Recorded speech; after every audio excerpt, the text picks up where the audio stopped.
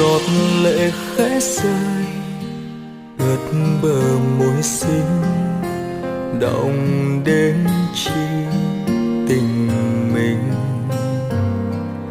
Rồi ngày buồn sẽ qua, đưa tình yêu đến nơi xa vời, còn lại kỷ niệm thế thôi.